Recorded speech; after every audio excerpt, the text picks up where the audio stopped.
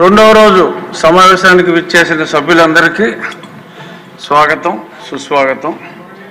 ఇప్పుడు ప్రశ్నోత్తరాల సమయం.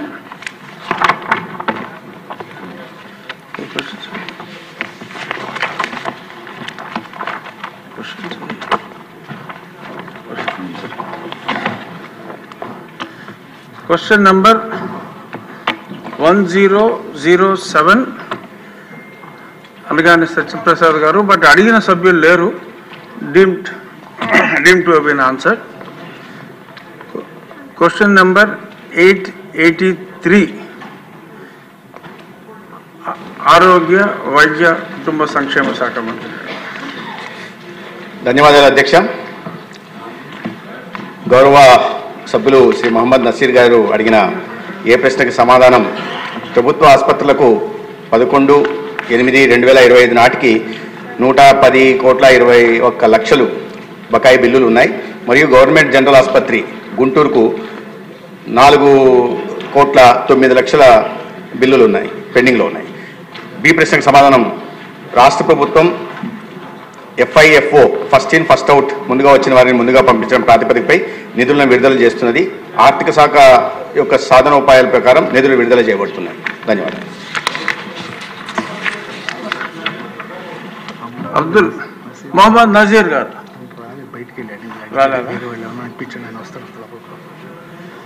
దీని మీద ఎవరన్నా సప్లిమెంటరీ కావాలంటే అడగండి. నజీర్ గారు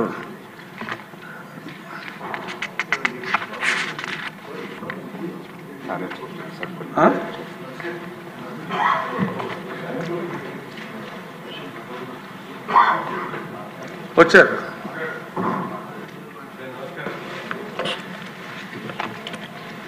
నమస్కారం సార్. ప్రభుత్వ ఆసుపత్రి గుంటూరు ప్రభుత్వ ఆసుపత్రి కోస్తా జిల్లాలకే ఒక ఆరోగ్య ప్రదాయనిగా గత 100 సంవత్సరాల చరిత్ర కలిగినటువంటి ఆసుపత్రి అండి. దాదాపు గత ప్రభుత్వంలో ఉన్నటువంటి ఈ ఆరోగ్యశ్రీ పథకం నేడు ఎన్టీఆర్ వైద్య సేవ పేరుతో కొనసాగుతూ ఉంది. పూర్తి స్థాయిలో ఆరోగ్యశ్రీకి సంబంధించినటువంటి గత ప్రభుత్వంలో అనేక బకాయిలు పెట్టి ఇప్పటి వరకు దాదాపు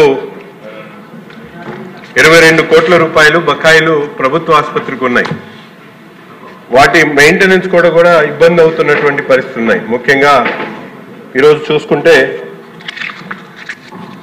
ప్రభుత్వ ఆసుపత్రికి సంబంధించినటువంటి అనేక ఇంప్లాంటేషన్స్, ముఖ్యంగా THR, హిప్ రీప్లేస్మెంట్, తర్వాత నీ రీప్లేస్మెంట్కి సంబంధించినటువంటి ఇంప్లాంటేషన్స్ కూడా అక్కడ లేకపోవడంతో ప్రభుత్వానికి సంబంధించినటువంటి ఈ రెండు ముఖ్యమైనటువంటి ట్రీట్మెంట్స్ జరగకపోవడంతో అక్కడ ఉన్నటువంటి PGCT కూడా NMR వాళ్ళు క్యాన్సిల్ చేసేటువంటి పరిస్థితులు వస్తూ ఉన్నాయి.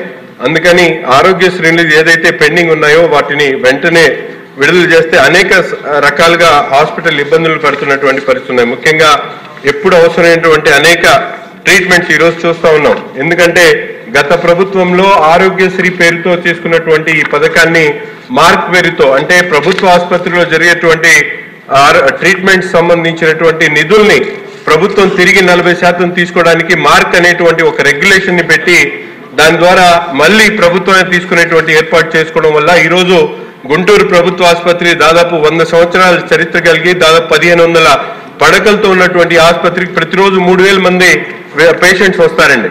అనేక డిపార్ట్మెంట్స్ ఉన్నాయి. దాదాపు ప్రతి ఒక్క డిపార్ట్మెంట్ లో కూడా హెవీ క్రౌడ్ ఉండి రాత్రిపూట ఓపీకి దాదాపు ఏదైతే ఎమర్జెన్సీ క్యాజువాలిటీకి 600 మంది అడ్మిట్ వచ్చేటటువంటి పరిస్థితులు ఉన్నాయి. జిల్లానే కాదు, కోస్తాంధ్రలోనే అతిపెద్ద ఆసుపత్రికి ఉన్నటువంటి గుంటూరు ప్రభుత్వ ఆసుపత్రికి ఈరోజు నిధులు లేక నిధుల కొరతో అనేక రకాలుగా ఇబ్బందులు పడుతున్నటువంటి పరిస్థితులు ఉన్నాయి. మన ప్రభుత్వం వచ్చిన తర్వాత అనేక మంది దాతలు ఈరోజు దాదాపు జిమ్ఖానా వాళ్ళు 100 కోట్లతో child and mother and care కోసం 100 పడకల ఆసుపత్రిని వాళ్ళు రెడీ చేస్తా ఉన్నారు. అలాగే డోనర్స్ అనేక మంది సర్వీస్ బ్లాక్ కోసం 10 కోట్లు, ఇంకో ట్రామా కేర్ కోసం 10 కోట్లు బయట నుంచి వచ్చినటువంటి డోనర్స్ ఇస్తా ఉన్నారు. కానీ గత ప్రభుత్వంలో, వైసీపీ ప్రభుత్వంలో ఈ మార్క్ పేరుతో గుంటూరు ప్రభుత్వ ఆసుపత్రికి రావాల్సినటువంటి నిధుల్ని దారి మళ్లించడంతో ఈరోజు ఆ నిధులు రాక ఇప్పుడు కొత్తగా ఉన్నటువంటి బకాయిలను కూడా తొందరగా ఇవ్వడంతో ఆసుపత్రి అభివృద్ధి చెందితే పేదల ఆరోగ్యం, ఎందుకంటే ఈరోజు ఆరోగ్యశ్రీతో గత ప్రభుత్వంలో ప్రైవేట్ హాస్పిటళ్లకు దారాదత్తం చేసినటువంటి పరిస్థితులు ఉన్నాయి. అనేక సందర్భాల్లో చూసాం. ప్రైవేట్ హాస్పిటల్లో వాళ్ళు ఒక పక్కన ఆరోగ్యశ్రీ ఆనాడు ఉన్నటువంటి ఆరోగ్యశ్రీ ద్వారా క్లెయిమ్స్ తీసుకుంటూ మళ్ళీ పేషెంట్స్ దగ్గర డబ్బులు వసూలు చేసేటువంటి పరిస్థితులు గత ప్రభుత్వం ఉన్నాయి. ఈరోజు ఎన్టీఆర్ వైద్య సేవ పేరుతో పేరు మార్చిన తర్వాత అనేక ప్రక్షాళన చేసి అనేక కార్యక్రమాలు ఈరోజు జరుగుతూ ఉన్నాయి. ముఖ్యంగా ప్రభుత్వ ఆసుపత్రిలో ఈ నీ రీప్లేస్మెంట్ గారు మీ ప్రశ్న ఏంటో అడగండి, పొగడ్త కాదు. మీ ప్రశ్న ఏంటి? మేము ఈరోజు గత ప్రభుత్వం ఉన్నటువంటి ఆరోగ్యశ్రీకి సంబంధించినటువంటి బకాయిలు ఏదైనా ఉన్నాయో మన ప్రభుత్వ ఆసుపత్రి గుంటూరు ప్రభుత్వ ఆసుపత్రికి అవసరమైనటువంటి ఆ బకాయిలను వెంటనే విడుదల చేయడంతో ఈరోజు గుంటూరు ప్రభుత్వ ఆసుపత్రికి అవసరమైనటువంటి నిధులు లేకపోవడంతో మౌలిక వసతులతో పాటు ముఖ్యంగా పేద వర్గాలకు సంబంధించినటువంటి ట్రీట్మెంట్స్ లో ల్యాప్సెస్ జరుగుతూ ఉన్నాయి. కాబట్టి ప్రభుత్వం అలాగే ముఖ్యమంత్రి గారి దృష్టికి ఈ విషయాన్ని తీసుకుని వచ్చి సభ ద్వారా వెంటనే ప్రభుత్వ ఆసుపత్రికి అవసరమైనటువంటి ఆ నిధుల్ని విడుదల చేయమని కోరడంతో పాటు ఏదైతే మార్క్ అనేటువంటి ఒక రెగ్యులేషన్ ని పెట్టి గత ప్రభుత్వంలో ఈ ఆరోగ్యశ్రీ ట్రీట్మెంట్ జరిగిన తర్వాత వచ్చేటువంటి ఏదైతే నిధులు ఉన్నాయో ఆ నిధుల్ని మళ్ళీ ప్రభుత్వం తీసుకునేటువంటి విధంగా ఒక రెగ్యులేషన్ పెట్టడం జరిగింది. ప్రభుత్వ ఆసుపత్రి ఆ రెగ్యులేషన్ అనేది తీసేస్తే ఈరోజు ప్రభుత్వ ఆసుపత్రికి వచ్చేటువంటి నిధులు పూర్తిగా రావడంతో ఆ ఆసుపత్రి పూర్తిగా అభివృద్ధి చేసేటువంటి ఆలోచన అభివృద్ధి చెందుతుందనేటువంటి విషయాన్ని ఈరోజు సభ ద్వారా గౌరవ వైద్య శాఖ మంత్రి గారికి అలాగే ముఖ్యమంత్రి గారికి తెలియజేయడానికి ఈ ప్రశ్న ఎత్తడం జరిగింది. సార్ మంత్రి గారు మరింత పరిచయ విషయం మీద వారు ప్రశ్నలు లేవనెత్తారు. వారికి అభినందనలు తెలియజేస్తున్నాను.